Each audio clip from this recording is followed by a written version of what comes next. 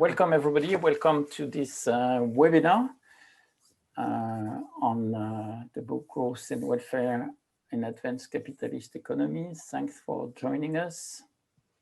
So numerous. So we'll wait a little bit for people to be able to join us before really starting. But it's a great pleasure for Anke and myself to welcome this great panel made of various scholars from CIVICA. You may have heard about CIVICA. It's a European University of Social Science, the only European University of Social Science, which is gathering amongst other the Hertie School, from which Anke Hassel is coming, the London School of Economics, from which Waltraud Schelkle is, the European University Institutes, from which Anton Hemerijck is coming, Béla and Greskovits from the Center for European University, Central European University, and Alexander here, and from Bocconi University, Alexander Kentikelenis, sorry, I'm not used to saying, and myself, Bruno Palier from Sciences Po, and all these universities belong to this network, European University of Social Science. And we are very pleased to organize this CIVICA event around the book that Anke and I have been co-editing, and that came out in January this year. And I still let people enter the room. The way we will be organized today is that Anke and myself will start with presenting the main insights from our chapters in the book, actually. And then we will give the floor to our prestigious discussants, going in that order: Waltraud, Alexander, Anton, and Béla. Then we will have time to address some of the questions coming from the audience. And then we'll have a last round around the table. For the audience, as you see, you can either make comments in the chat, or you can use the Q&R to ask questions, and we will try to address both this stream of interaction. I guess that most of you are now used to Zoom webinar, so you know how to use this distanced way of interacting. Don't hesitate to make comments, not only to ask questions. I've always found the chat very useful to receive some long comments, some reference to other paper, videos, whatever. This is a kind of a way of augmenting our interaction. Even if it's dehumanized, it's augmented thanks to these things. Okay, so perhaps we should start. What do you think, Anke? Yes, go ahead. Okay. You want to say a few welcoming words before we start? Okay, let me welcome everyone to this session. I think Bruno and myself, we are very pleased and to some extent also proud that we actually pulled this book off together. It has taken us a long time to finish this book, more than 6 years, but now it's out, and we are very pleased that so many people are interested in, and we're very pleased that we have a fabulous panel that will discuss the book. But first, Bruno will start introducing it, and I will take over, and then we have our discussions. Okay, so I see that still some people are coming, but let us start with no further ado if we want to have the possibility to have the discussion, which is why we are here. It would be best. Okay, so this is a book panel about this book, Growth and Welfare in Advanced Capitalist Economies. The sub-question, which is part of our research question, is how growth regimes have evolved. I'm Bruno Palier from Sciences Po, de Centre d'études européennes, laboratoire interdisciplinaire d'évaluation des politiques publiques, but also member of this CIVICA University. And you see here the logo, and Anke is from the Hertie. She will jump in the presentation. So this project, this six years long project, is not finished because, as you see, what is now published is the left left-hand side of this table. But they are still running a subsequent part of the project with country case studies with, as you see, various colleagues from all around the world, the US, South Korea, Robert Boyer, who will be speaking about China, and Russia, and various European countries to try to illustrate our approach with empirical case studies. Okay, just for introducing the audience to the book, we have divided this first book into 3 parts. The first one is about the evolution of growth regimes and growth strategies, and we present in a long first chapter our approach and the main findings in terms of growth regimes, and we will focus on that in the first part of our presentation. But we also have a chapter by Peter Hall, who develops his vision of the development of capitalist democracies into 3 phases. Let's say the industrialist for this phase, and then the financialized phase, and more recently the phase of knowledge-intensive economies.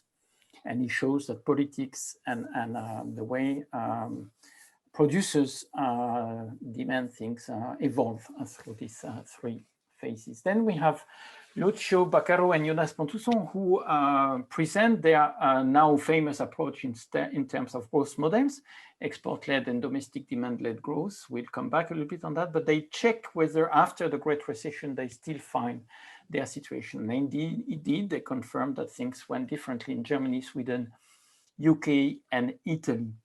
Then we have Georg Pico, who shows that beyond these 4 countries, we can indeed distinguish between a kind of export-oriented and domestic demand-oriented growth strategy within more than 20 OECD countries using a fuzzy set approach. Then Fritz Sharp shows that within the EU, there has been a kind of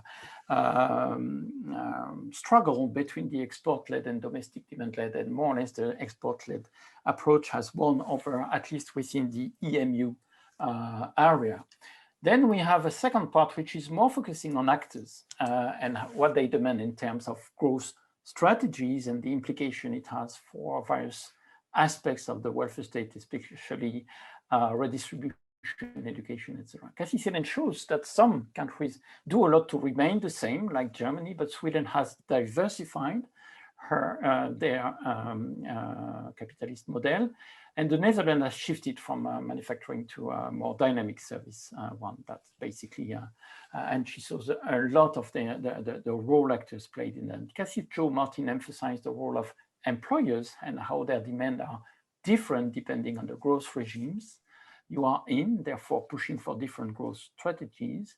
And finally, you have Anne showing the importance of high skill, ICT type of skill in the modern economies. Then we have a third part, which is really focusing on the interaction between what we call growth strategies that I will come back on, and Anke in a few seconds, and welfare state reforms, focusing on wages. Alison Johnston shows that indeed wage moderation boosts growth in export-led economies, but much less so in domestic demand-led ones. Alexander Reisenblicher distinguished between different types of housing market and housing policies, again between the US and Germany, showing how much financialization through the housing market plays a big role in the US, whereas it doesn't play so much a big role in Germany, where on the contrary, low cost of housing is important. Tom Chevalier distinguishes also different configuration of education and welfare state towards young people as connected to the various types of growth strategies that we distinguish. And we develop the connections between growth strategies and welfare state reforms with Sonia Vlias in the long last chapter of this book to try to illustrate through various country cases how they are connected indeed. So that's what is in the book, but today we are presenting the core messages of the project. And first, the idea is that we start from the fact that there is little convergence of welfare systems despite what sometimes is called neoliberalism or 3 decades of liberalization. And to understand the trajectories of the welfare state, we need to understand the trajectory of growth regimes. That's the main core point of this book and project. So we want to connect the literature on the welfare state and the literature on capitalism, varieties of capitalism, growth regimes, etc. The third point is that we want to claim that growth regimes evolve because of government action. So it's not functionalist, it's, there are action, decision, conflicts over this decision. But governments are guided, and actors also, economic actors are guided by what we call specific growth strategies. And we'll come back on what we mean by that. The fourth point is that a lot of the content of what we call growth strategies are made of welfare state reforms in the broad sense, which means educational reform, labor market reform, social insurances, social investments, etc. Finally, if we have time, we will show what we think about the politics of growth strategies and the interaction between producers groups and electoral concerns or electoral action and political parties. This is the outline of the presentation with Anke. I'll show some puzzle, speak about the growth regimes in the welfare state. Anke will speak about the old and new engines for growth, the growth strategies, and if time's allow, I will say one word about the politics of growth strategies. Okay, what are the puzzles? The puzzle, for instance, is that if you look at the balance between public and private pensions in many OECD countries, what you see is that some are increasing their public spending on pension, like Italy, Greece, France, Austria, Germany. Some are having much less public spending on pension and less increase in them because they also have some increase in private pension. And we are not surprised to see United Kingdom, United States, New Zealand having some or a lot of expenditure in private pension, but we may be more surprised to have Denmark, for instance, having a lot of private spending in pension, but also a little increase in Sweden, for instance. So at least there is a diversity here. It's not an outright, outrageous liberalization, privatization of pension. Now we use here a graph which is familiar to Anton because it was Anton's graph. And even though Anton convinced us that there is a big push towards social investments, you see here that the share of services, the capacity to be equitable and push for a high employment rate, and in a few words, the type of social investment, if any, is very different. You don't have the same type content of social investment throughout the various countries. So here is the recurrent question, how to explain the differences in welfare state transformation. And the idea here is that we need to look at the economic strategies and not only at electoral politics. That would be the usual answer provided by Celia Ozerman and co-authors in their recent book, or path dependence, which is the usual answer provided by welfare state scholars. So this is why we claim that we need to connect the literature and our knowledge on growth regimes and the literature and our knowledge on the welfare state.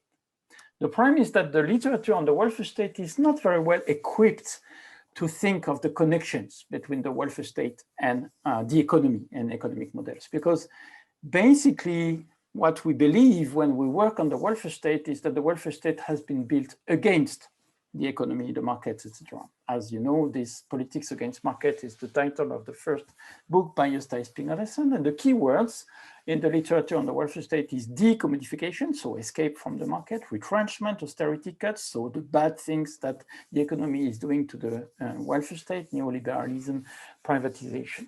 So there is this basic idea that if any connection between the two, it would be an antagonistic relationship. However, if we look at history, we know from Swenson, Isabella Mares, and many others that the first social insurances have also been implemented with the favor and the action of employers. They found their own economic, microeconomic interest, if you wish, in building social insurances. Then almost everybody would agree that after starting in the 30s of the 20th century and after World War II, there has been what is called the Keynesian welfare state, to use Bob Jessop's terminology, whereas it was obvious that the development of the welfare state and social protection, social distribution, cash transfers was good for economic growth and for especially domestic consumption. So there was a happy connection. What brought the questioning of the question is the literature on social investment, to which Anton and myself and many others have contributed, where there is a new attempt at connecting the two worlds. But what we believe is that instead of being kept in some period of time, we should have a theoretical approach that helps us to understand the connections between, let's say, the organized economy and welfare regimes. And here we refer to the literature that makes this kind of connection, which is, first of all, the French regulationists, les régulos, as we say in French, and then, of course, varieties of capitalism. But behind that, you have all these comparative political economists like Wolfgang Streeck and others who have, Colin Crouch and many others who have made these connections. Moreover, what we claim is that if we understand the way growth regimes change and evolve, we are very likely to understand welfare state transformations. So it shouldn't be only static connecting to typological literature, but also be dynamic in understanding the transformation. That's our approach.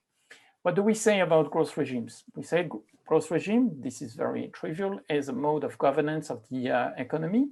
And what we add up from the literature is that we need to understand a specific growth regime. We need to integrate what is the engine of growth in a specific configuration, a specific country, what does contribute to wealth creation, job creation, productivity gains. Is it agriculture, manufacturing, services, high, low added value services, finance, knowledge-based activities, ICT, etc. It will have huge differences in the producer's position in the organization of the economy, but also the economic need with regard to skill, education, labor market regulation, and welfare states. The second thing, the second insights we take from the regulationists especially, but also varieties of capitalism, is that if a growth regime is organization of the economy, we need to look at the institutions organizing the economy. And we here take the approach by Bruno Amable and his 203 book, where he says that there are 5 institutions organizing the economy: the mode of financing of the economy, the product market regulation, the industrial relation, the labor market rules and organization, 4th, the skill formation system, and 5, the social policies, social insurance, assistance, and investment. But we need to add to that the most recent contribution, the coming back of the demand, if you wish, that Lucio Baccaro and Jonas Pontusson have put forward. And as you say, they claim that what also drives the economy is the aggregate demand. Is it private consumption of the household and firms, private investment, public spending, net export? What drives demand is also key to understand growth regimes and their evolutions. And they speak in that case of growth models. So we are using these 5 institutions as key to understand the way growth regimes differ, evolve, but also shape, and this is a point we make, shape both the demand and the supply side. We think that it's a bit hopeless to try to see whether it's more the demand and more the supply. Actually, if you look at these core institutions organizing the economy, they have an impact on the supply side. You know, product market regulation decide who has access to the market and under which condition. Financial systems decides also on access to capital and the way it can circulate in an economy from one to the other one. Wage setting and social protection are key to understand one element that weight on supply side, the labor cost, but there are other things, of course. Education and training is key for the type of skill which is provided under the labor market. But on the demand side, of course, product market regulation determines relative price and consumption capacities. Financial system is key to understand the debt-driven demand, the privatized Keynesianism, as would Colin Crouch call it. Wage setting allows or not a wage-driven demand. Social protection plays or not a role of automatic stabilizer, and education and training shapes partly consumers' behavior. So no need to fight, we have to be, on the contrary, encompassing in our approach. The next step is to show that amongst these 5 institutions, 3 belongs to the realm of the welfare state. And that's a message to comparative political economy, which is neglecting too often and too far the role played by the labor market, changes and regulation, social protection, education and training. And even more, we argue that with globalization, European integration, financial system is more and more globalized and escape from the reach of government. Same thing for product market regulation, at least in the European area, where a lot of this is subjected to the competition law. This means that national governments mostly have these 3 tools, plus the fiscal ones, to play on both supply and demand sides, therefore to try to have an influence on the economy, on growth, on job creation. So this is our argument. The role of welfare systems in growth regimes lead us to look at what governments are doing in terms of labor market regulation, social protection reforms, education and training transformation, in order to boost both growth and employment formation. And as we know, wages, minimum wage, social insurances, social investment are key tools for governments to try to have an impact on growth. Now I turn to Anke, who will develop the next point of this presentation. Okay, thank you very much, Bruno. And I will start here. And I'm a bit worried about time because we already talked for about 15 minutes. You already talked about 15 minutes, so I will not talk about 15 minutes, but try to keep it rather short. So this is Bruno presented the foundations of our argument, but we also have a dynamic concept in mind, and we want to see how it's about the evolution of growth regimes. So we want to look at old and new engines of growth, and our starting point of that is obviously the starting point of industrialized capitalism, which is the Fordist period. And we argue that already in the Fordist period, even though Bacaro and Ponteson said, Fordism was basically demand-led, but even then we could already distinguish between countries which were more demand-led than others and which embraced the Keynesian welfare state, which embraced also wage inflation and welfare spending to a large extent. And these are, on the one hand, countries like the US and the UK, the liberal market economies, but also we see that in Southern Europe and in France that we have strongly demand-led countries. But on the other hand, even in those times, we already have export-focused growth. And this is based on the industrialized specialization.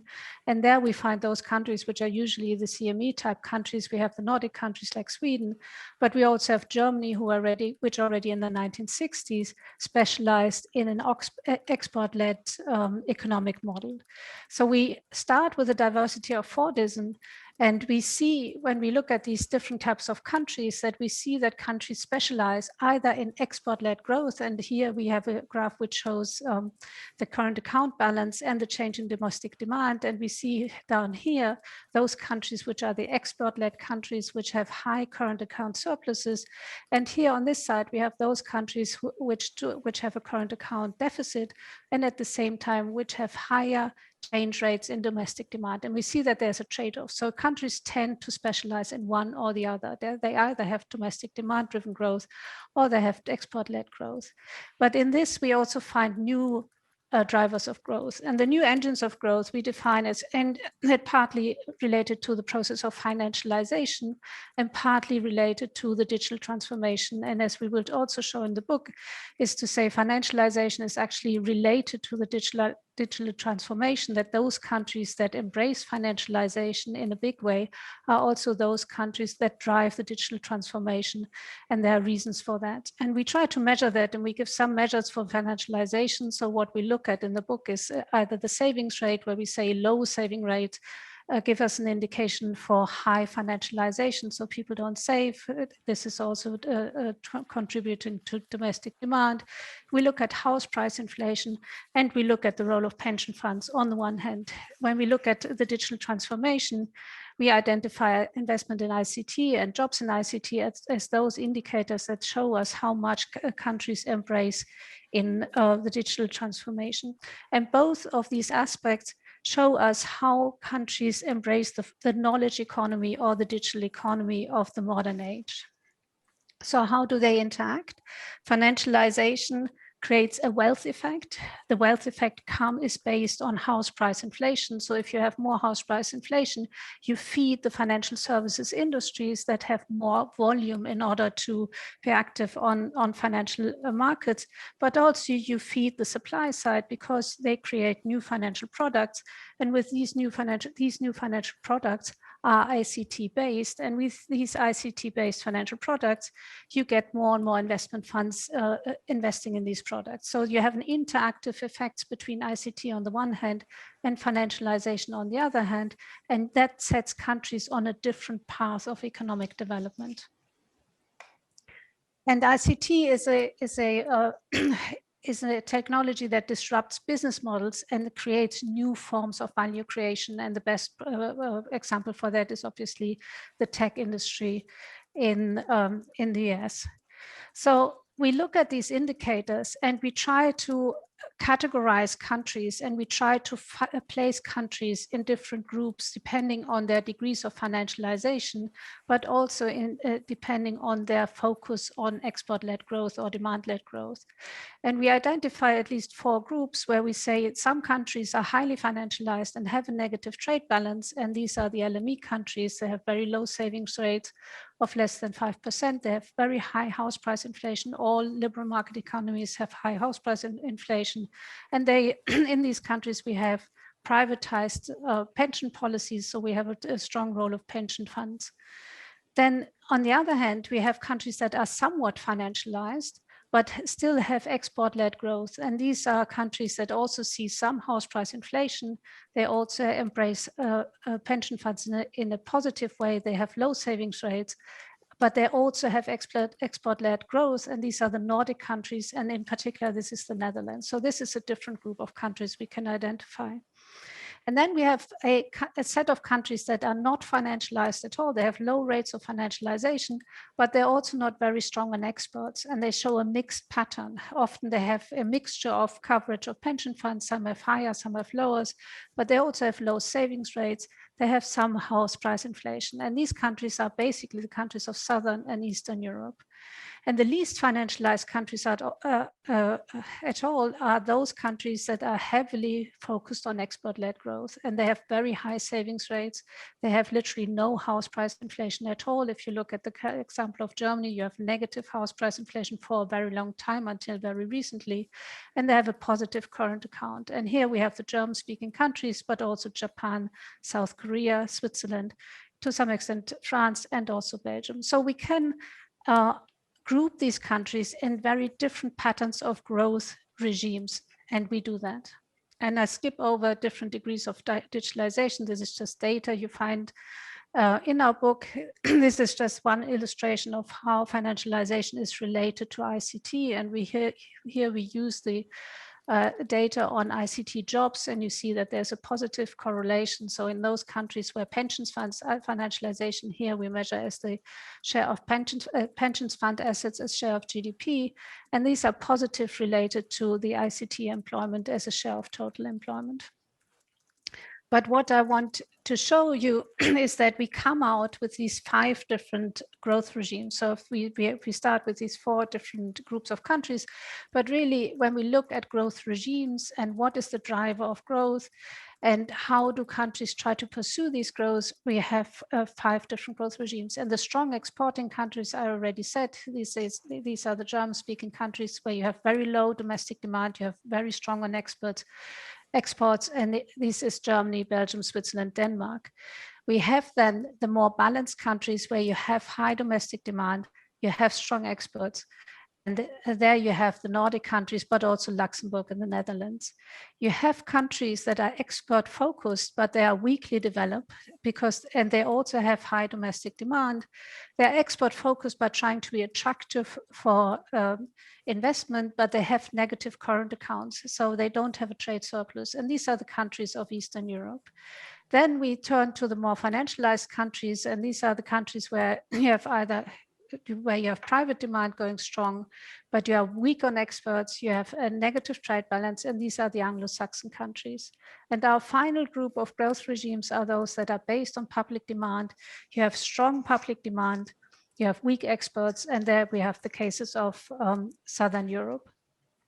So how are they related to growth strategies? What is a growth strategy? And how do governments try to pursue growth in these different growth regimes? So what is a growth strategy? We do not think that a growth strategy is necessarily a government white paper or green paper where the government sets out a number of strategic goals in order to pursue growth.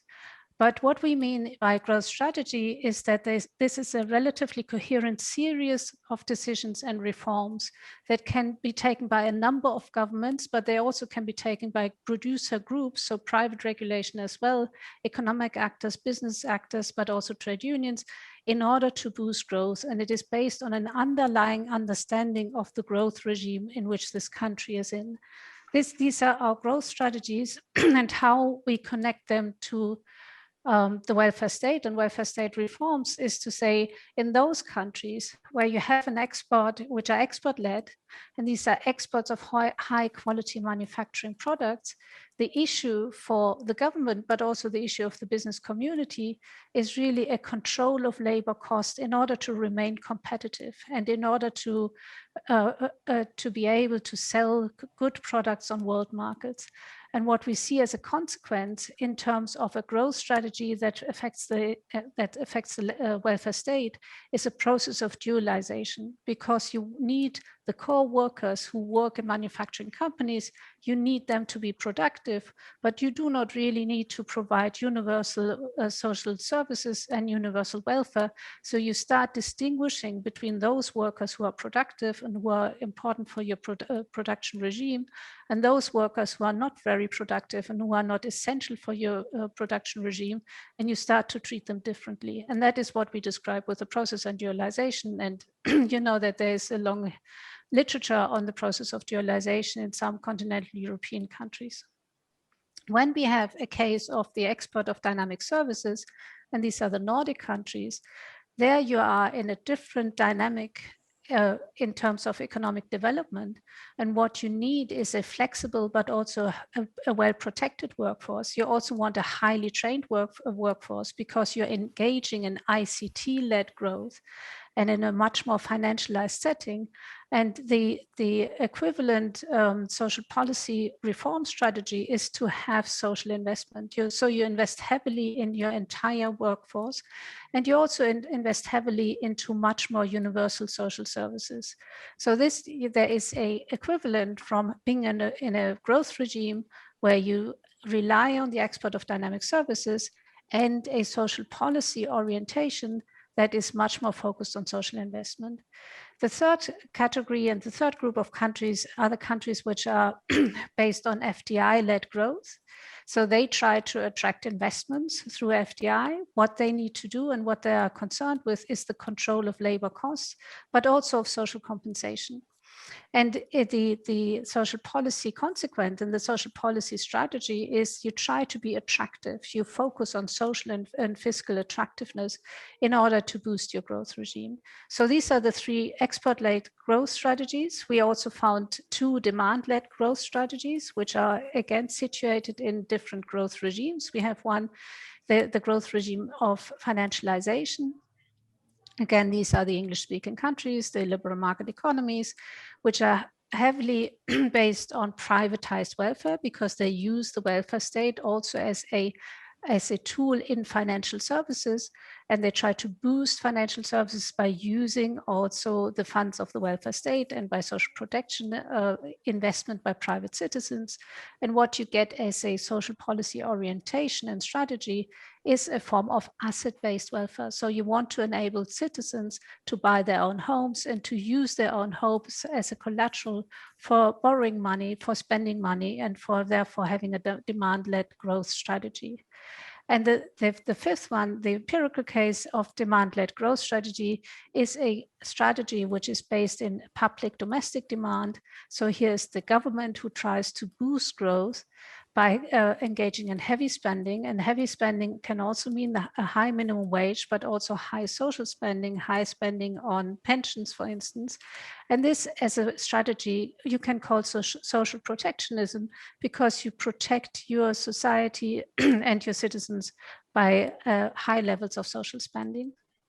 We know that at least from the financial crisis, from the moment that the financial crisis hit, that the public domestic demand strategy is not really a viable strategy anymore. And these countries run into problems, and they have shifted their strategy. And that is another one of our findings, that the domestic demand strategy is not sustainable. So they shifted their strategy into something we call competitive impoverishment, because they try to become competitive. So they try to shift their growth regime towards a much more export-led growth regimes, and they have to cut social spending, they have to cut social costs. And that is the process of impoverishment, which we describe in the book. So now hand over to Bruno, but I think we have to be very fast on this very last point. Indeed. If you unshare your screen. Yes. And I just like to show one slide to say that in order to put some political dynamics here, what we think is that governments are key in what happens, and a lot of debates, and you know that there is a debate between those who would focus on the producers' demand for changes or for preservation, and those who would say no, voters decide and political parties matter. And what we think is that government is a little bit forgotten, but it's government who takes some decisions about welfare reforms, educational reforms, labor market reforms. And what we think is that a lot happens in terms of policy feedback. So in a specific situation, you may have producers pushing on governments to try to preserve their interest, therefore the existing growth regime. And this is really what Cassie Selen shows, or Cassie Joel Martin. But in order to preserve the system, government have to act upon the system. For instance, to implement the Hartz IV reform in Germany. And this may have some consequences, social consequences, which now lead to some political feedback, where you have some protests, some opposition to the decisions taken, that puts again some new demands on government, such as, for instance, implementing a minimum wage in Germany, which will probably change the whole growth regime in forthcoming years. But this is, of course, time to stop there, to open the debate. This is just a little insight on our views on the politics of growth strategies, but I think it's time to stop here. And I immediately give the floor to our four colleagues who, as you can guess, each of them have some specific comments to make viewed from their own angle. And I suggest that Waltraud starts. Thank you very much. Yeah, here we are. Thank you for inviting me. I am invited as a critic of these regime classifications and so on, but actually I do want to talk more about what I found interesting, what I find new venues for this research program, and perhaps also then speaking to people like me who are not per se interested of putting all countries in a particular regime and so on and so forth. But, you know, I respect that so many of the best scholars, you have seen the wonderful lineup, do this. And so I respect that this gives something to some scholars.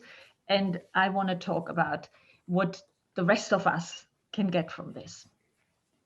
So What I think this book adds to research on the comparative political economy of capitalism, this is how I read this, it brings together the two dominant regime classifications, the one, the Worlds of Welfare Capitalism by Esping-Andersen, and the Varieties of Capitalism by Peter Hall and David Soskis, with the new boys on the block, the Baccaro and Pontusson. They have a famous predecessor, which was an equally accomplished book by Bernard Ebbinghaus and Philipp Mano 20 years ago. And if I remember correctly, when I read this book, that was much more starting from Esping-Andersen and looking then of what the Varieties of Capitalism can add to this.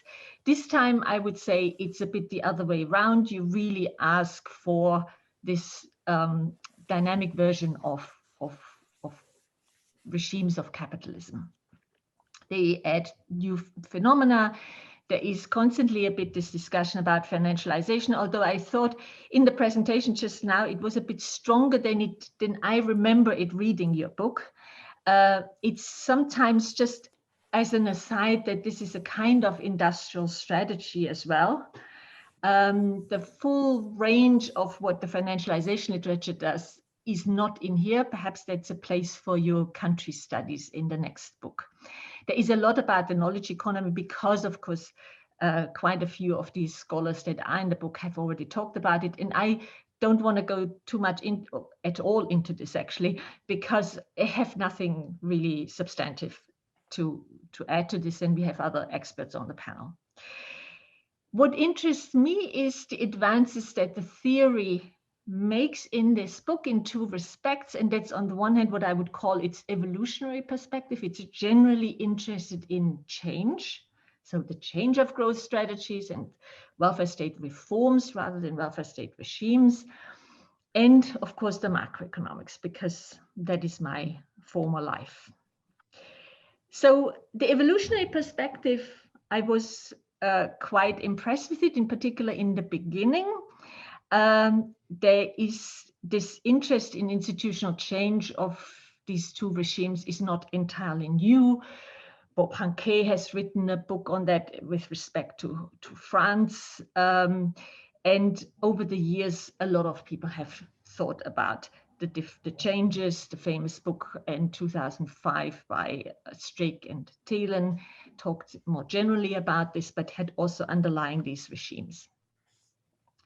New is the interest, at least in some chapters, about endogenous disruptive change that gives then a role to electoral politics. So why did we come out of what Peter Hall in his chapter, I think, is really an extremely accomplished thing. He has written up these things several times now, but each time he brings in a new perspective. And this time it is, for me, the theme of how each phase in the post-World War era, so modernization, he calls it in, the golden age, in neoliberalism and so on, has also the seeds of its own destruction or disruption. So just think about the early post-war years that were, in a way, in terms of growth, really successful. Rising living standards then also lead to the fact that women don't want to remain the reserve army of the labor market, but want to combine career and care, a family and a job. And that is then a disruptive change, because some countries are better dealing with that than others, especially those who are focused on manufacturing had a bit of trouble with that, let's say. And then that you actually also look beyond the usual, I always hear this thing, so the conservative welfare state or this coordinated market income, for example, Germany. And it's always Germany. While we are now looking at national cases without a coherent growth regime, that is Italy in Baccaro and the Pontusson chapter. And then Georg Picot looks at 28 OECD countries, and to what extent they actually also don't quite fall in line, and where there is inside these different growth regime clusters also quite a bit of variation. And this is quite consequential. Let me illustrate this with a simple analytical model that most of us know, the trilemma of the service economy by Iverson Wren more than 20 years ago, where they have in the background is, as you transition to the service economy, you have this Baumol's cost disease, like lower productivity rise in services. And that leads to a trilemma. You cannot have all three at the same time. You can always combine just two. And here you have these models. If you read this in the traditional way, as you find it also in the last chapter, Avlias, Hassel and Palier, it is still how do they use welfare state reforms to keep these models pure and simple. They have 5 models, but it's that kind of analytical framework. What I find more interesting is to say, can you really sustain in a social democratic model that you forever ignore fiscal discipline? Sweden felt in the 1980s it couldn't. So did the Christian democratic model think it cannot forever forego employment growth, and came to Hart's reforms in Germany, and others may have other responses to it, in a way that you say, for example, with Peter Hall, you become always susceptible and vulnerable to the critique of the opposition in a well-functioning democracy, that you are performing so weakly on this excluded corner. And that may force your hands, especially if a little crisis is around the corner, as there have been quite a few. What this then would lead you to say, okay, we are not claiming anymore that they are statically these regimes.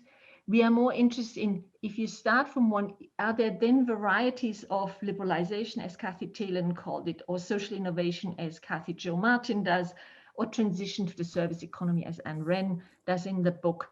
So to look at whether we find the regime classification as actually path dependence. Bruno, I felt there was a lot of talk about path dependence in this, and I would not quite understand how one can do without it in an institutional framework, institutionalist framework. Now to the macroeconomic framework for growth regimes. And there are obviously important questions. When Baccaro and Pontusson started their research program, I was all in favor because I never liked very much the supply side. Economics, to me, this is an important question, but I understand that you don't want to get into this age-old debate, although I think you cannot completely evade it. I may come to that later in my short presentation. This is the second to last slide. So what are the questions they ask? There is one, do supply-side institutions, wage bargaining systems and so on, privilege certain growth drivers on the demand side? So a coordinated wage bargaining system leads to more export-led growth. I have always a bit the problem with that the answers tend to be post hoc, because if you have highly coordinated wage bargain, why should in a situation of full employment that not work against maintaining low wages? It can also lead to upwards pressure. And this is what Germany, for example, experienced in the post-unification boom, and took 10 years to get out of it. It fell back into it, but do countries fit their predicted growth regime over time is another question. And I do notice that the small n study of Baccaro-Pontusson differs in its answer from the larger n study by Picot, and that is several times, I feel, the case, which is a contradiction that perhaps one could deal with in the next paper, in the next book. Do countries adapt to crisis in line with these predicted growth models? There are cases in which countries have been thrown off course. Again, that is something that I took from these varieties of change. And even in Baccaro-Pontusson themselves, they think that Sweden, for example, is now in a quite inequalizing, still financialized growth regime that they had thought would be upset by, would not happen after a financial crisis. And then finally, I think here is, what is the role of government policy in all this, both when countries fit and when they don't? I was a bit disappointed that the welfare state plays hardly any role in the early chapters. In this, it later gets better, and that may just be the difference of, scholarly expertise and interest, but that is not fully integrated. And I would think the country case studies later may do more of it. All of these questions are relevant. There's no question about it. And I also understand why you started with these relatively close to the original research program questions, but they could be a bit more ambitious. And I just want to give you in the last slide a few ideas for this. What I would call a macro political economy of growth regimes. So back to basics. Why is growth problematic at all? And here, I'm afraid, Bruno, you have to talk about supply and demand. Of course, it is a truism that for economics, you need supply and demand. But it is exactly the point that Keynes made, that there is no tendency in a capitalist monetary economy where people can store value and wait. There's no guarantee for the capitalist entrepreneur that demand that they have created through employment comes back to it in terms of demand for its goods and services. So there, you have a demand side theory is necessary if you say growth doesn't just happen and we are a bit short of it. That's what we feel in the advanced capitalist economies. Now, you can have an answer that goes out of economics and says, well, it's a problem for incoherent regimes. That was an answer that Hall and Gingrich gave, I think, in 2012. You sound as if you say any regime in equilibrium is actually a bit static and needs a new growth driver. It's something that creates a productive imbalance. If you're an unreconstructed Keynesian like I am, then it's a problem for all capitalist economies for the reasons I just outlined.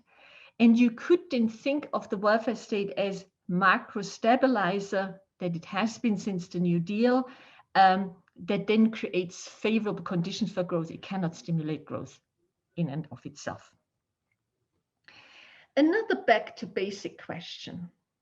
Why was it that the wrong policy paradigm, because a lot of when you read these chapters, you find actually there is we have somehow just gone down the wrong path. We were in the Trente Glorieuses, and then somehow something happened and suddenly we adopted the policy paradigm, the new Keynesian Nairo model, led to fatally undermining policy decisions like capital liberalization and independent central banks. And then we followed that path ever since. And the EU does it, of course, all on a grand scale, that wrong thing. Before you can now say, okay, this has all been big performative, we all believe in the wrong thing, but where did it originally come from? And I think this is for you then a role to say, instead of forever blaming the EU, which is a bit of a tendency in at least 2 chapters, look at emerging conflicts of economic interest and or shifting political power distribution in a situation, for example, of full employment, end of extensive growth, that just shifts these 2 equilibria, and then the conflicts come out and the power shifts to the employers.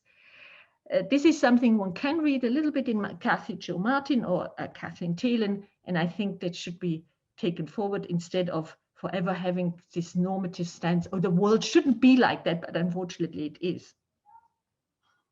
Finally, growth regimes, the welfare state regimes, they're always treated in and of themselves, and whether countries fall into it or not.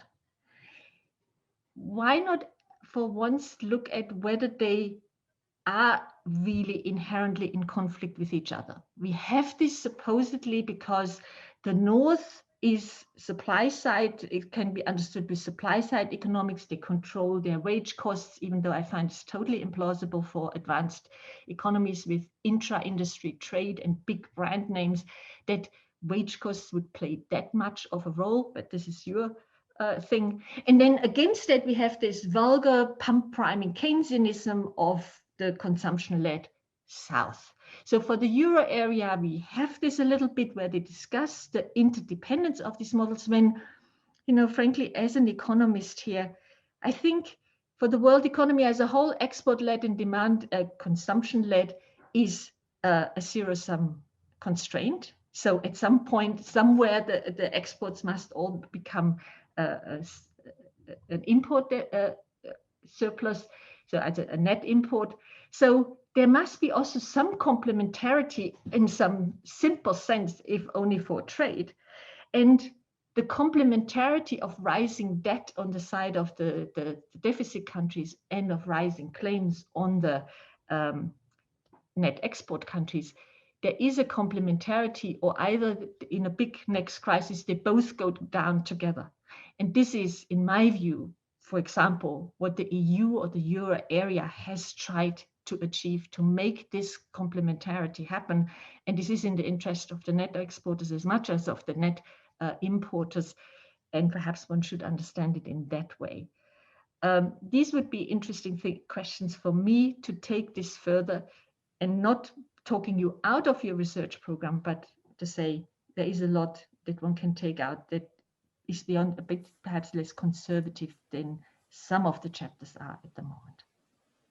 Thank you very much, Waltraud, for this very rich series of comments. A lot of food for thought, but we will not try to address them all now. We may come back to some later on because we want to listen to the other panelists. And it's now turn to Alexander Kentikelenis from Bocconi. Great, thank you very much. And I gather you can see my slides as well? Yes, we can. So it's been a real pleasure to read the volume by Bruno and Anke, and I certainly learned a lot. So the many authors of the volume have really broad ambitions, and these ambitions come together very nicely. And of course, some of my comments will apply more to some chapters than others. But more generally, this attempt of the book at making a contribution that unites as well as extends the insights of literatures on varieties of capitalism, regulation studies, and welfare state scholarship, I think has really paid off. So I really have no doubt that the volume will be read and assigned in classes for many years to come. So the main argument of the book is that we should orient our analysis towards understanding the political economy of advanced capitalism through the lens of growth regimes. So Bruno and Anke covered this ground in their presentation, and I really believe in the potential of this research agenda. But rather than enumerate all of the positive things about the volume, I will jump straight into what I think are some blind spots, and I will make 6 comments that are all very macro level comments. So my initial point concerns terminology. So the term growth regimes kind of implies that these regimes actually deliver growth, when this has mostly been anemic growth for the past decade compared to previous periods. So this surely has been positive growth on average, but it is also hardly a level of growth performance that anyone would look to for inspiration on how to grow.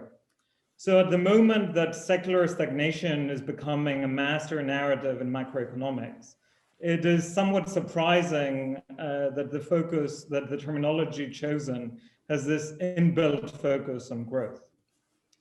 And whether these growth regimes have actually delivered welfare is an altogether different story. Social policies have been cut drastically among most of the countries covered here, and social welfare has been impacted by the wide and growing inequalities, as even IMF research now documents.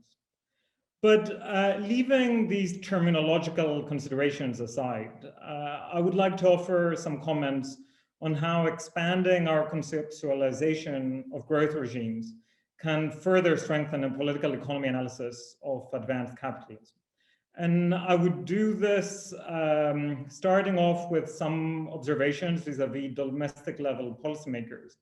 and then scaling up to national, regional, and global factors impacting how we understand growth and welfare in rich countries. And all of my slides are purely pictures, so it's only my voiceover that delivers the remarks. So my first point is a quasi-methodological and quasi-theoretical point. So how do we understand the intentionality of policymakers engaged in these processes? Are they really purposeful actors who can shape and reshape the direction of their country's economies? Or are they understood as mere managers of complex bureaucratic machineries where change is only ever available at the margins? And if that is the case, then how do they do it, and how do they keep the necessary political coalitions? So the macroscopic nature of the volume sometimes leaves out a microscopic analysis of who did what and why. So what I'm trying to say here is that there's a lot of contingency in these processes, as the book accepts.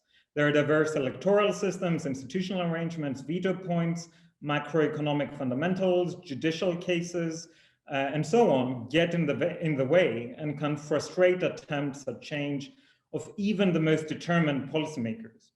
Yet this contingency is somewhat muted in many of the analyses presented in the volume.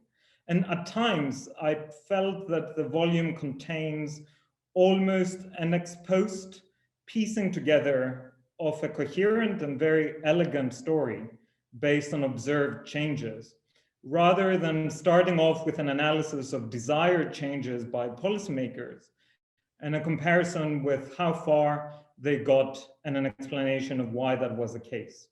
So in short, deeper historicization could go a long way, not in unnecessarily complexifying the account, but in yielding a richer political economy that keeps an eye on big structural forces while also explaining the positions of actors. My second point scales up from policymakers to state capacity altogether. And the concept of state capacity does not really benefit from systematic discussion in the book. Is a country's existing growth model destiny, unless destabilized by exogenous factors like economic crisis? Or are some states more capable of steering the economy than others, and why? In places where state capacity to shape a growth regime is weak, then what kind of growth regime does emerge and who shapes it?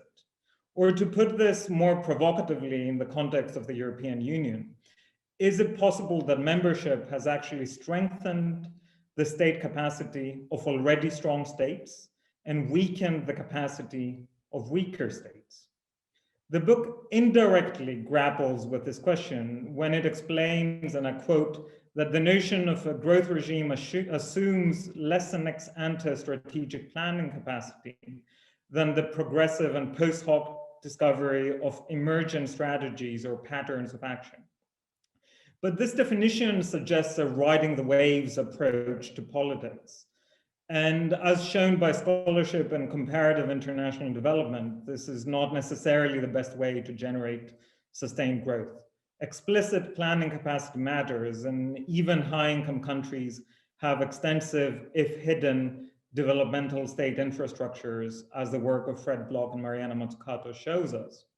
So of course, Europe is complicated by restrictive aid rules and various other policies, but this brings back the question of state capacity as a dynamic concept. Not only were unequal stocks of such capacity available in different EU countries, but the particular mode of European integration pursued might have entrenched and widened state capacity differences. So my third point has to do with the question of interdependence, which receives a couple of fleeting mentions in the book, but is not really in the center of analysis, which is focused on analyzing individual country trajectories and less on how the trajectories of some countries influence those of others. This would mean placing core and periphery dynamics at the epicenter of analyzing growth regimes. And to phrase this differently, I wonder whether in the European context, especially that of the Eurozone, the appropriate level of analysis is the country level and not the regional level or even the global level. Foregrounding international dynamics would mean placing national level political economies in the context of ever-growing economic integration. And this would bring into focus a range of important issues that are currently a bit obscured by the national level framing. Where is the role of multinational corporations and global finance? How are countries incorporated into global value chains? And ultimately, what policy space do they have to choose different growth trajectories?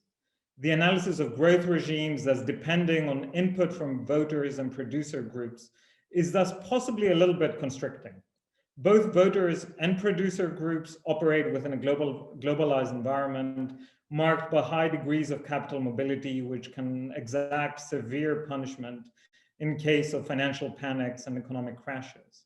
And of course, these global forces, especially global finance, exist in a dialectical relationship with national level policy choices and preferences, but they are analytically distinct from often nationally bounded producer groups, so merit some more systematic treatment. In other words, what I'm trying to say is that some fusion of international political economy with comparative political economy can maybe help the research agenda set out by Bruno and Anke go even further in unpacking the dynamics of advanced capitalism. And I have two final points or questions that are more forward-looking. The first is tinted by me hailing from a peripheral European country that went through the most radical austerity measures ever imposed. So what does the growth regime framing tell us about pathways out of the periphery? My reading of the volume suggests that there are slim chances of peripheral countries to successfully find such pathways, not only because of their own internal processes or limitations, but also because of the way they are incorporated into the European economic project. This is very aptly captured by the concept of competitive impoverishment that the concluding chapter of the volume introduces. As the authors explain, and I quote, Southern European countries are expected to become cheap enough to become competitive, i.e. to sell cheap products abroad, to attract foreigners with tourism and attract FDI to develop some industrial activities. This is accurate as a stylized description of reality, but surely not seen as a desirable place to be in for the countries themselves. And you see kind of an example of Dutch views on lazy Southern Europeans and the press that Southern European countries get, basically tourism-dependent economies. And indeed, the collapse of tourism in the post-COVID era or in the COVID era shows how Southern European pre-existing vulnerabilities are accentuated by the excessive reliance on this industry, which is also one that is orthogonal to environmental protection, thereby potentially spelling further trouble down the line. So these countries have ended up in this competitive impoverishment dynamic. And this is not by explicit political choice, although the cumulative effect of bad political decision matters, but as a logical consequence of EU-level politics and priorities. And in this context, the feedback loop from voters to growth regimes is tenuous at best, if at all existent. So to restate the question, is there a way out of this trap for peripheral economies? Or does the future only hold the continuing management of economic decline? And the second and final question is an invitation to the authors to reflect on the impact of COVID and its aftermath on the main arguments of the book. So over the past year, all rule books have been torn, and across rich countries, states have actively intervened to shelter people and businesses from COVID-related disruptions. In parallel, they use policies vis-a-vis state aid, deficits, and so on, are on hold for the foreseeable future. Indeed, there is a lot of policy debate around economic nationalism, building up long foregone manufacturing capacities, and further supporting strategic industries. So to quote from The Wizard of Oz, I have a feeling we're not in Kansas anymore. And maybe returning to Kansas is not that desirable anyway. So how do the main messages of the book relate to the shifting political economic ground that we are witnessing? Thank you very much. Thank you very much, Alexander, for your comments and questions and insights. And I think we see some overlaps with Waltraud's comments with other ones, but we'll continue to gather comments by listening to Anton. Okay, I'm gonna share my screen. Do you see it? Yes, but we see it by the end, and okay. Let's go to the beginning. Start from the beginning and then put a full screen. And yeah. I see that you have a slide I have already shown. Yeah. I'll go ahead. skip that. Thank you, Anke.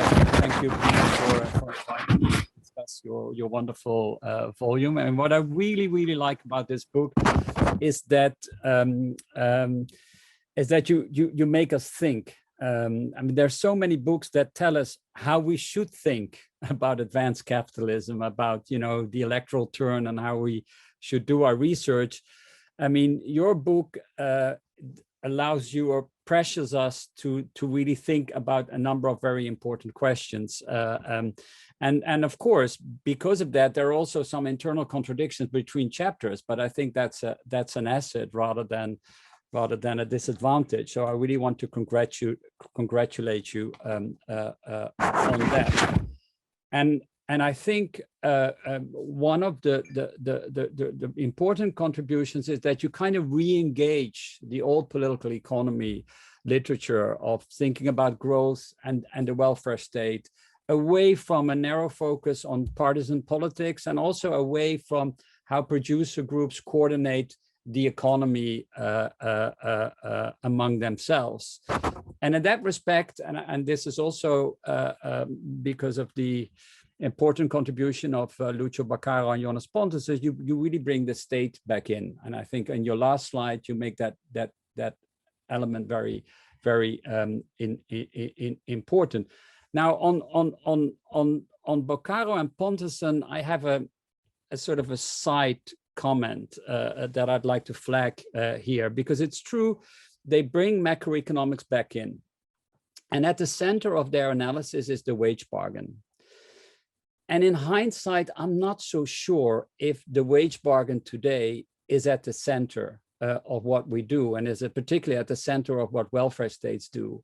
I think the wage bargain is at the origin of the post-war welfare state, but in a way, the welfare state, education, pension systems have kind of taken over the centrality of the wage bargain. Not that wage bargaining is unimportant, it happens in the public sector, in the private sector, but I think it's the growth of the state itself that should really be the focus of our attention. And in a way, they talk about a growth model that is relatively balanced, which is the Scandinavian growth model. Maybe it does apply to the Netherlands as well. I'm not so sure. And then most of the other models are unbalanced. And I was thinking about this balance. What is it exactly? And Waltraud brought in the trilemma, and I think that's very helpful in a way. Because, behind the trilemma, and I think this is also a mistake that Gösta Esping-Andersen made in his 1990 book, in the conclusion, behind the trilemma is the Beaumont-Cost disease, is the idea that, services cannot be productive. And therefore, the state, which is basically only services, cannot be productive, or doesn't have a productive function in the overall economy. Now that becomes rather problematic when the state, channels about 30% of GDP to the economy. If that is not productive in any kind of way, I think, as a growth model, you probably have a problem. But in a way, Esping-Andersen was wrong, because, his reasoning was the Scandinavian countries run into a tax problem. The Germanic countries run into an employment problem, and the liberal market economies run into an inequality problem when it comes to the welfare state. And in a way, lo and behold, looking back on this, the Scandinavian countries never really got into a tax problem because their education system, their health systems gave a sort of productivity knock-on effect on the larger economy. So the entry productivity levels of graduates from high schools and university was somewhat higher than in the other economies. And I think something happened to Germany recently in which there's an understanding that for the German economy, before, the state should be very, very small because of, you know, the burden of the Beaumont cost disease. And if you would kick women onto the labor market and they had to be paid by, you know, decent wages, that would sort of, you know, be a burden on growth. But in a way, what happened in Germany after wage moderation, and particularly with respect to family policy, you see a massive expansion of female employment that's add to the macroeconomy, that you know, if guys moderate their wages and women enter the labor market and contribute to the family wage, even though it could only be part-time, then that macroeconomic knock-on effect is very, very large. This goes beyond the sort of domestic stabilization function of the welfare state that Waltraud talked about. So I think this element is something that we need to really, really look into more carefully in the future. Now, Bruno, I do this quickly, already showed this graph, and this is basically to show that the more service-intensive welfare states actually do quite well in relative terms when it comes to two things: employment and inequality. And this is consistent with another very interesting something that we know, that in the 1990s, it was Sweden and the US that had the highest level of labor force participation in the OECD world. And here you see in the middle how the US, even with very aggressive fiscal policy in the wake of the Great Recession, is kind of falling behind many of the northern economies, which still have quite generous welfare states.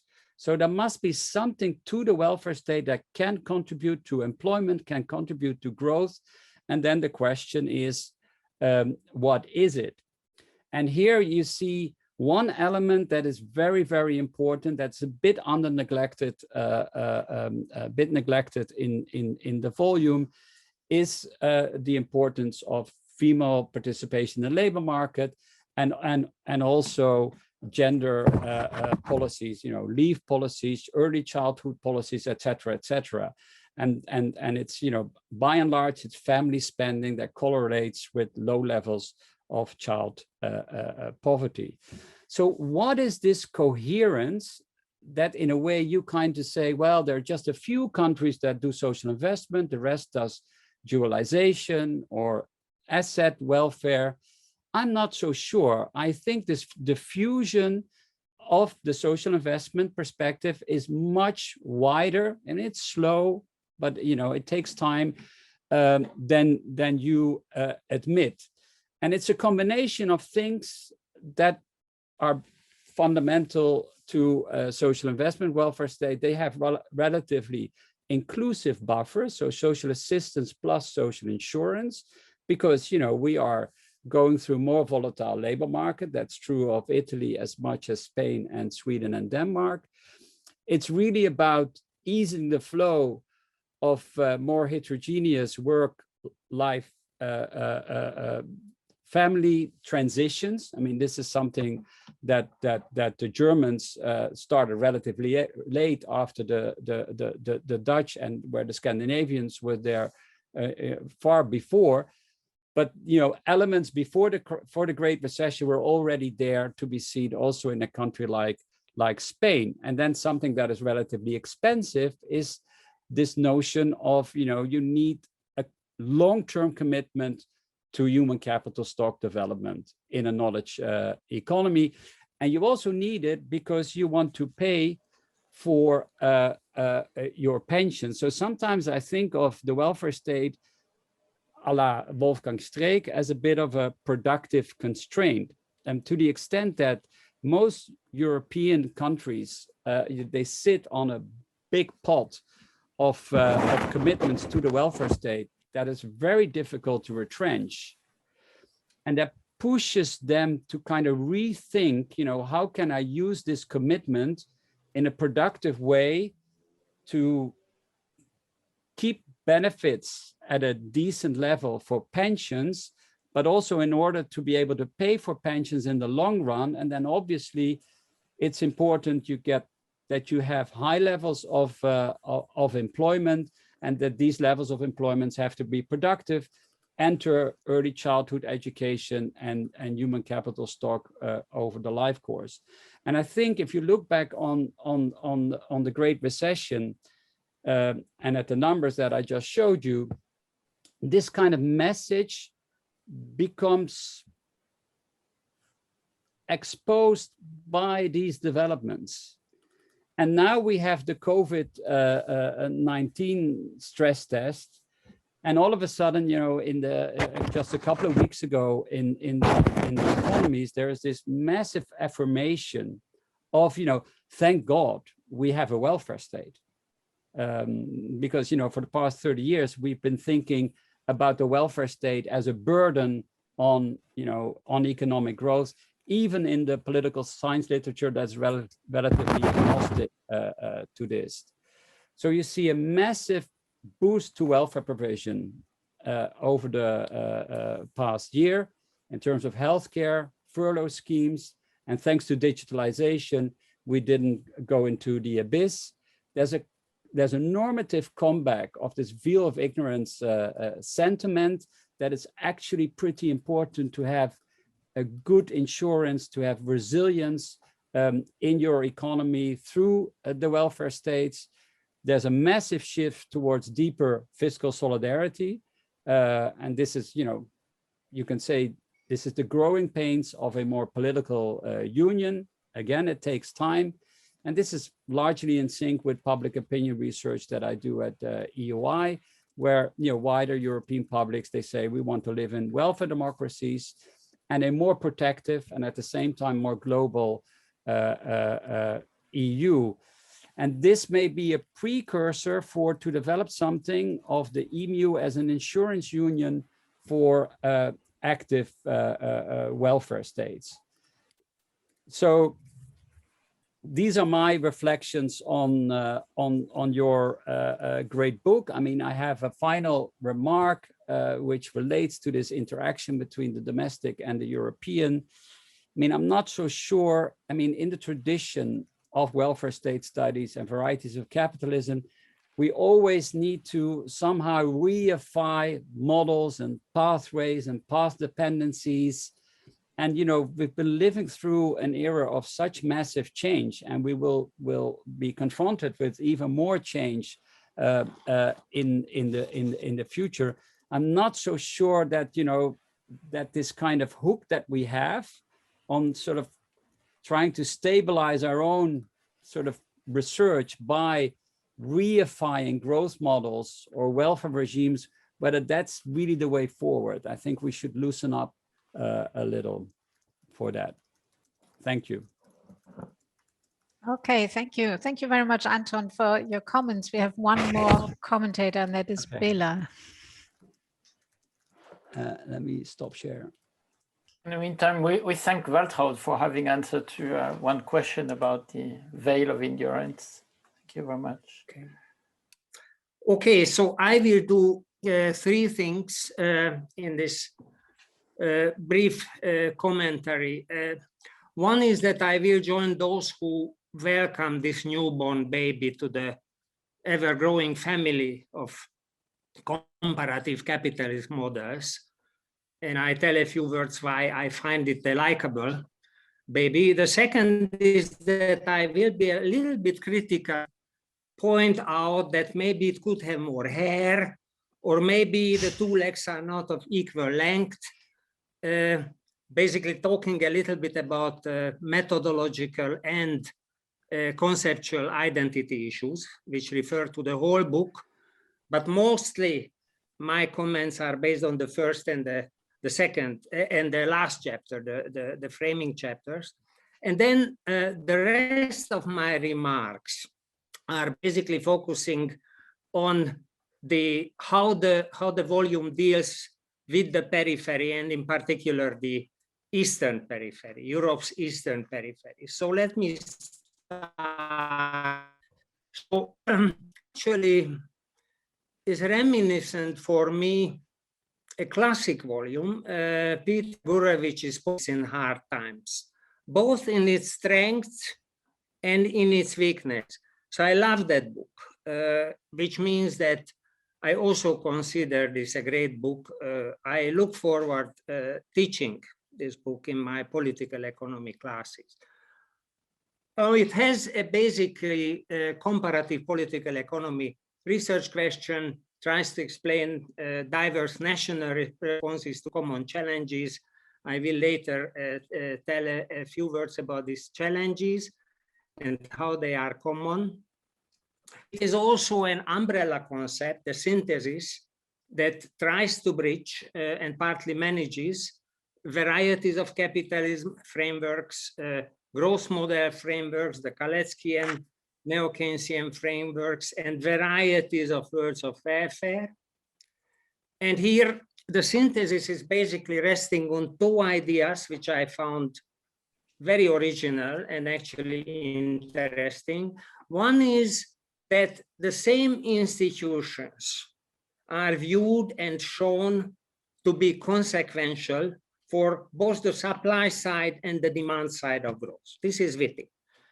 The second is that welfare reforms are seen as part and parcel of growth regimes, and the volume points in sophisticated ways on the political and socioeconomic institutional linkages between growth regimes and welfare regimes. And then there are three more aspects which I found good. One is a bit funny. So while half of the comparative politics world is upset about financialization as being behind the populist counterattack against liberalism, both in its political and economic manifestations, the book somehow rehabilitates financialization and says, oh, it's a good thing. It creates demand, but also investment for investment into the knowledge-based economy and investment into privatized welfare. The second issue, which I find interesting and important, that it opens up to gender. Now, since many of the previous varieties of capitalist models they're a little bit stuck to the great 30 years and then what came after, and their heroes are manufacturing white male workers. This opening in the book and also in partly derivative literature, for instance, the work of one of the authors, Sonia Avlias, I like to read about it, is a novelty. And then it even opens towards the periphery. It normalizes the periphery.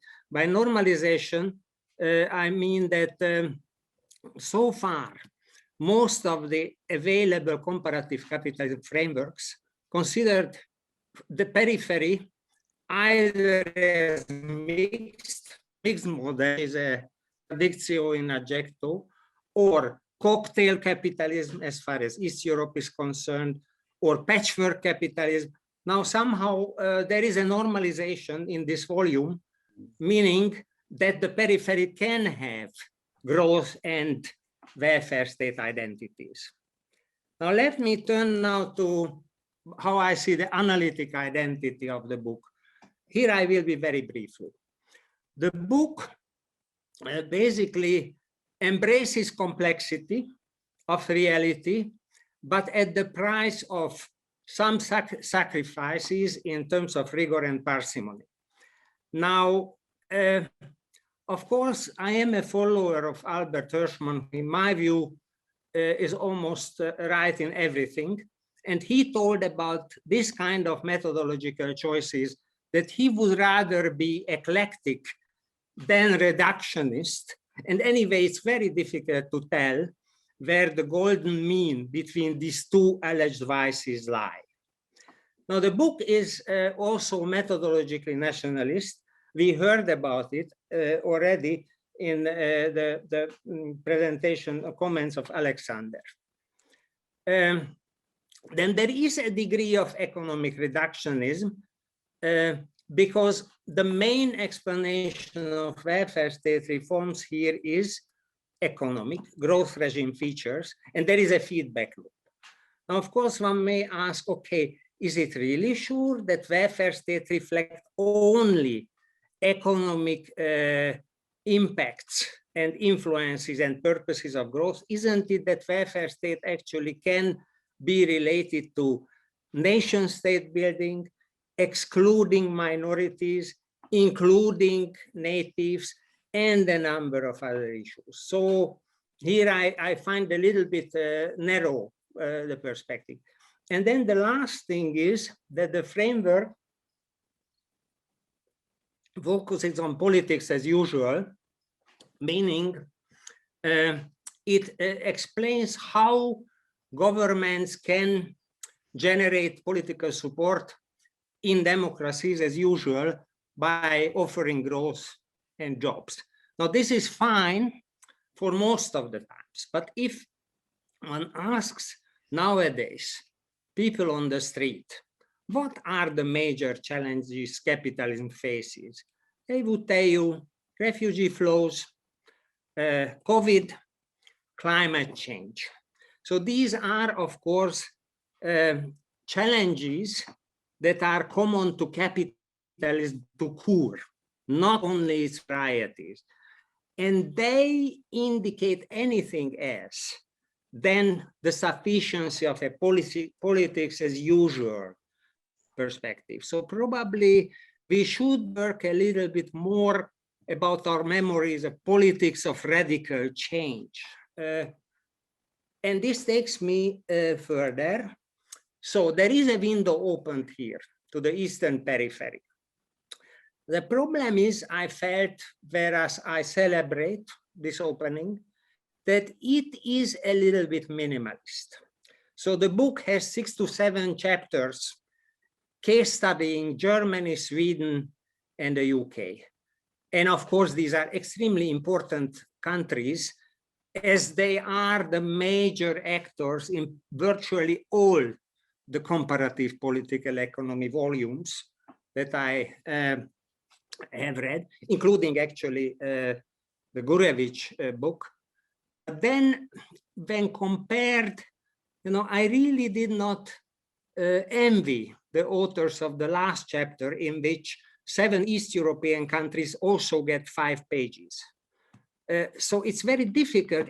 Imagine to summarize Germany, Sweden, and the UK in 5 pages in a book of 450 pages, right? So it's a challenging task.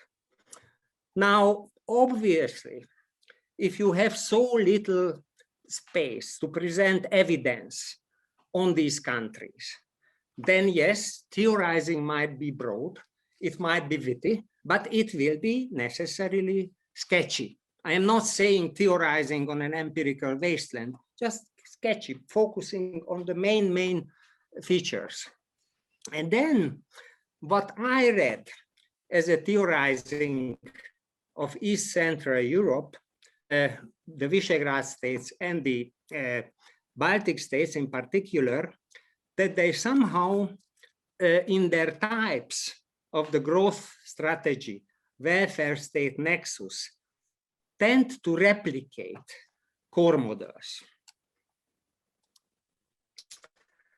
So just to summarize, which is obvious just for those who haven't read the book, so there are 2 dependent pathways presented: Germany's periphery the 4 Visegrad countries, Hungary, Poland, Slovakia, and Czechia, which basically underwent a foreign direct investment-led manufacturing reindustrialization growth regimes, which is combined with a Bismarckian type of welfare system, offering work-related compensation to losers and cash benefits.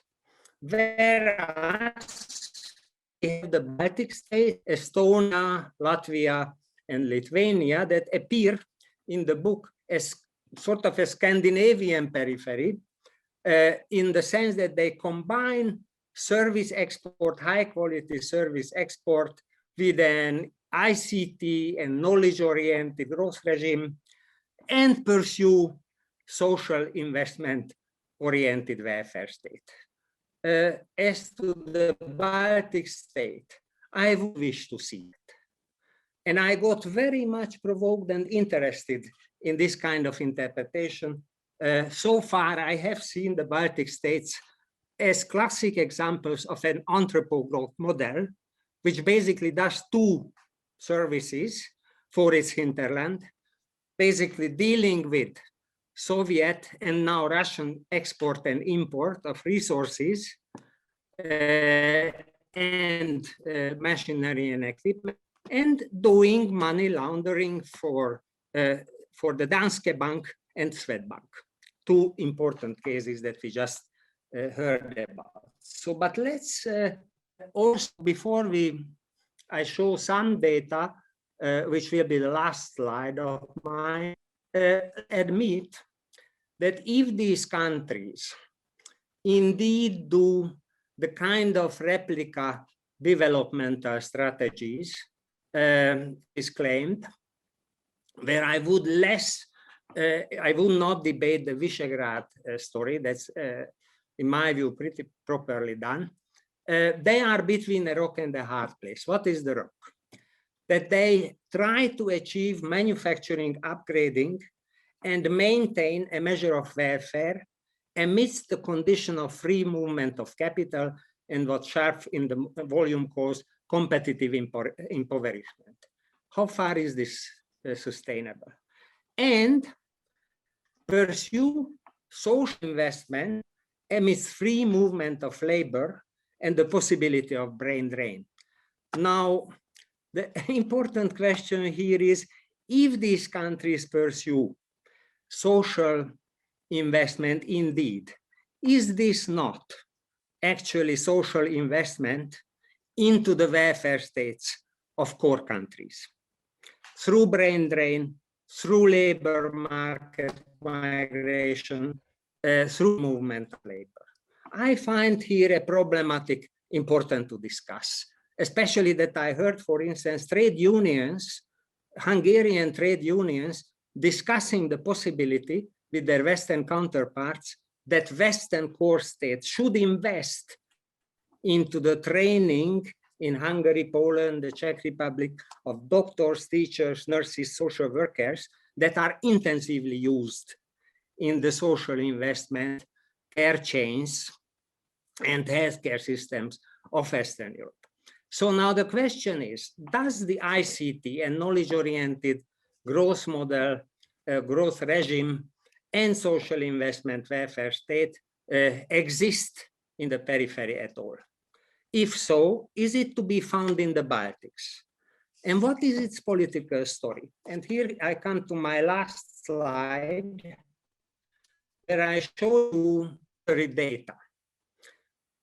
I took a look, a cursory look at Eurostat data and also a currently running research project on social investment welfare states. Now, I have 2 numbers, comparative numbers, about the size of or characterizing the growth regime, the size of the ICT sector in GDP, and the percentage of employment in high-tech sectors and knowledge-intensive services, and 2 on social investments, public spending on the social investment areas of the European social policy network, and public spending on family education and labor markets. I chose Sweden as the one of the social investment welfare states as a definition, then Hungary, a representative of the Visegrad states, and Estonia as the best of the Balts. Now, what we see here is something funny and messy. So Sweden, as you would expect, is first on all these dimensions, both the the growth regime and the welfare state dimension. You would expect, based on your book, Estonia to be. Now, it's not the case. Interestingly, on the one hand, Estonia is pretty far from Sweden for having a high quality service and intensive growth model, an ICT intensive growth model, as well as social investment welfare state. But of course, you can't say, yeah, it's a replica. It's a para-replica. It's nice that it can do it all. But then comes Hungary, in a puzzling way, actually squeezed into Sweden and Estonia.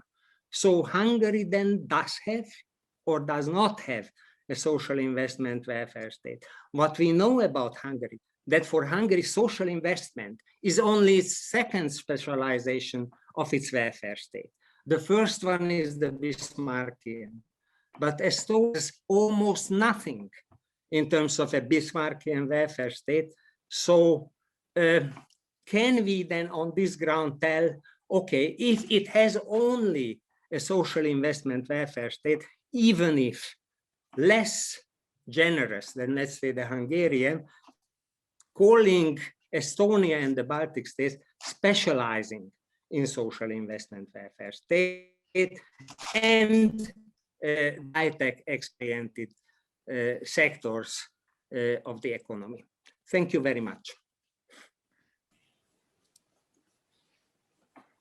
Thank you, Béla, and thank you all for terrific comments and very rich comments.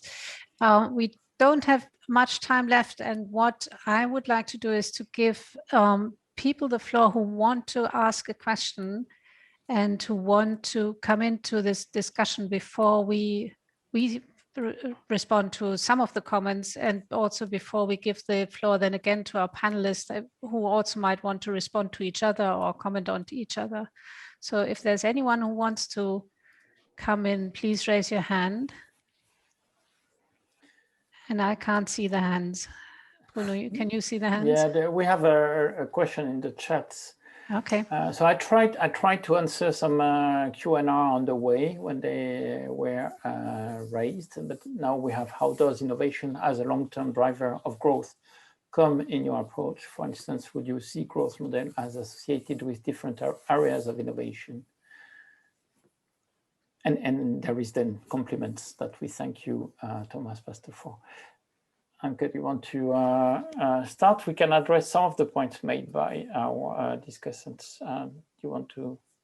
Yes, I can start. I found all these comments very thoughtful and all them very challenging. And obviously with some of them, we sort of thought about them before, and we, you know, we had similar questions in mind, and then sort of we proceeded how we did. I think our core contribution to the entire comparative political economy debate is really to think beyond where we were when we left the varieties of capitalism approach. And that is, you know, and which enriched our discussion so much, and which also dominated a lot of the literature for such a long time after it was published 20 years ago. And it came to a standstill, I think, about 10 years ago, when people sort of became more critical of different types, different regimes, different approaches, and they said it's too static, and we don't really want to look at the world through the perspective of two different types of capitalism. And that is really, you know, where we wanted to move beyond it, but we did not want to drop it, because we do believe that thinking in terms of ideal types of economic development, but also of the interaction between the welfare state and the economy, makes a lot of sense and explains a lot of development. So our unit of analysis is the nation state, and that is obviously, you know, something one can criticize, that we focus, that we use the nation state and the institutions of the political economy of a nation state is our starting point. And I think there is some theoretical reason for that, because we do believe that in advanced industrialized economies,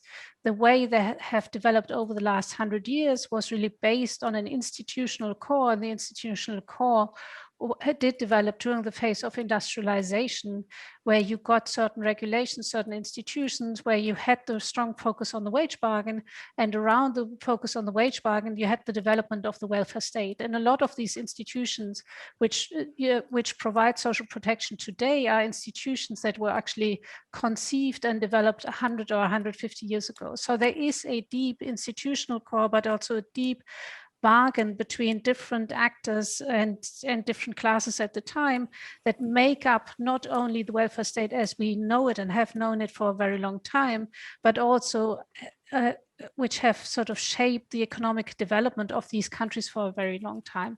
And we think, you know, this is at the core of our understanding of the political economy of these countries. So I think the sort of methodological criticism, you know, why do you look at countries? Why don't you put them more in a perspective of economic integration? How can you do that in a globalized world? I think the decisions that are taken and these policy decisions we are ultimately interested in come from a understanding which are within the country, and are focused on actors who shape these policy decisions. So I think this is where we're coming from, but we wanted to move beyond just this sort of dichotomy that we there have liberal market economies and we have coordinated market economies, and we know sort of how they operate, et cetera, et cetera. And we welcome and embrace very much the discussion which was then started by Lucio Baccaro and Jonas Pontusson when they started talking about growth models, and when they said we need to bring in the demand side of the equation. But in order not to lose the national institutions and our understanding of national institutions, our concern was really not to lose the supply side as well. And I think the focus on the supply side, or at least the integration of the supply side in our conceptual thinking, has to do with the role of innovation. And there was a question on the role of innovation. There was also the question on sort of how can we understand financialization, but also what about the digital economy? I think we need the supply side understanding of how the business community is changing over time, and the role of the business community, and how the business community is embracing digital tools in order to understand how these economies are restructuring, and what the role of social policy is in this process of restructuring. So if we could, and I fully admit that we sort of don't spell this out in our chapters in the book, because we sort of were pleased that we got to where we got to, you know, that we pulled it off the way it was. But really, if we were to sort of expand this, I think what we need to expand is really what are the preconditions for productivity enhancing restructurings of firms in the context of national political economies. So how does the interaction between either investments into skills, but also investments into workplaces, also investment into health and safety, also investment into family policies, the integration of women at the workplace.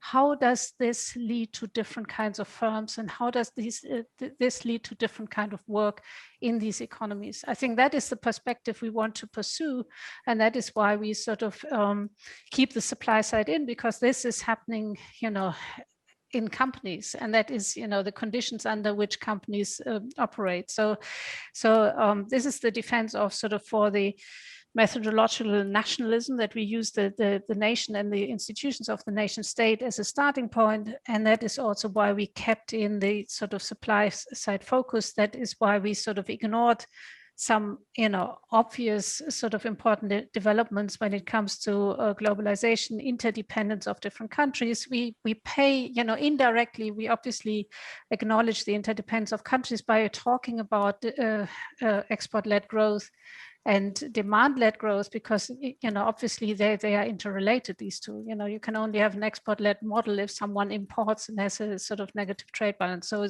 there's an implicit understanding of this, but we do not make it explicit.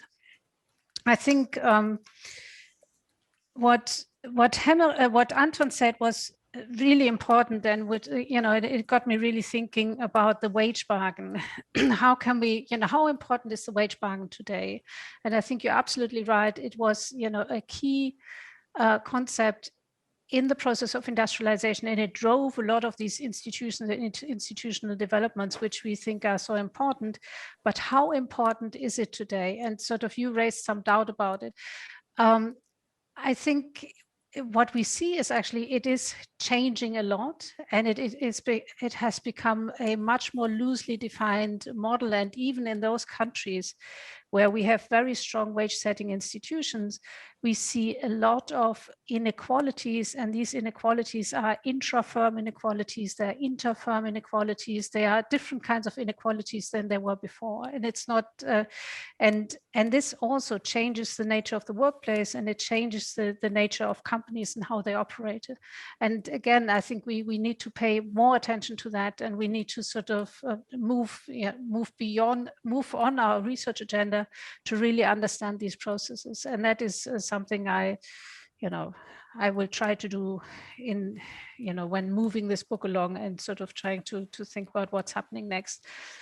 In terms of our sort of second volume, when we will present some of the country cases, we try to go into more historical depth. And that was something that Alexander said, that we should really focus or go deeper in our understanding what's happening at the micro level, what is happening at the level of policy decisions. And at least sort of Bruno and I, we are sort of experts in our own countries. We understand our own countries pretty well and have done a lot of research on our own countries. And we know how that there are critical junctures. And, both in France, but definitely in Germany, we had a sort of number of critical junctures when, about 20 years ago, when Germany started to embrace financialization, and it really did not work. The German government was very serious about, pursuing a much more focused approach on financialization,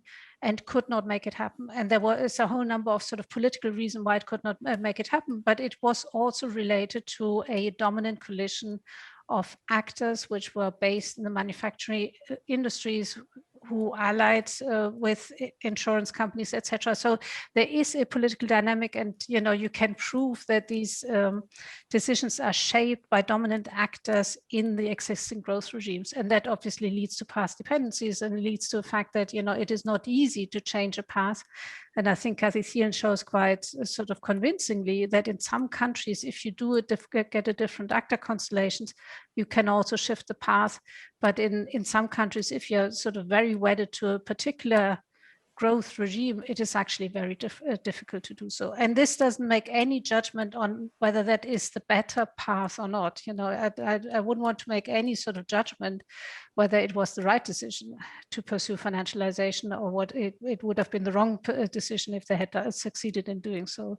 So this is from my side. I don't know, Bruno, you should sort of a few words to thank you all, and perhaps a kind of pirouette, as we say in French, is you are asking us a lot, and this is showing that you read this book as one of the definitive one, but as you know, the book on the evolution of capitalism is an ongoing process of a succession of books. You quoted Greskovits. We could, of course, speak of many others, but we try to bring a new thing on board, and there will be a second volume where, as Waltraud expects, there will be more stuff. As I alluded to in the chat, we will have 3 full chapters on Eastern Europe. Béla, you will be happy, in the WOPSI project, where we confirm with different data from yours that the Baltic countries are going on the social investment way. We'll discuss. We will invite you again to be discussant at this stage. I think I must say that something we miss because of our configuration is the good connection between IP and CP. So I hope that with Alexander, Waltraud, and a few others, we are able to make an extra volume on this, because this is a recurring critique on us. And as Anke said, we keep the national level because we want to look at what government do. We think it's part of the story, but this makes us miss, if not the EU, because we tried hard to keep the EU on board, but to miss this multinational companies and this interaction between the various models. And this, of course, is a chantier. Just one thing, Béla, is that, as you know, I'm a welfare state scholar, and I'm not saying in this book that welfare state is only having economic impact, or only it's an economic story. I'm not saying it's the economy stupid. I'm just saying to my colleagues working on the welfare state, why don't you look a little bit to economic growth strategy, etc., because it is also an economic story. That's the point. And we are, I think, very clear in the introduction is that, of course, it's not the full story about the welfare state, but it does help to understand some path taken by welfare state reforms, which is too often neglected in the welfare state literature.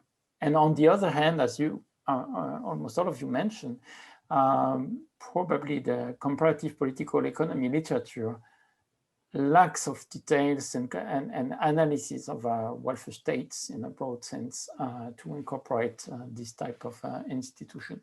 I could go on and on, but there are we are short of time now, and there are many other things, and there will be other opportunities to discuss the book.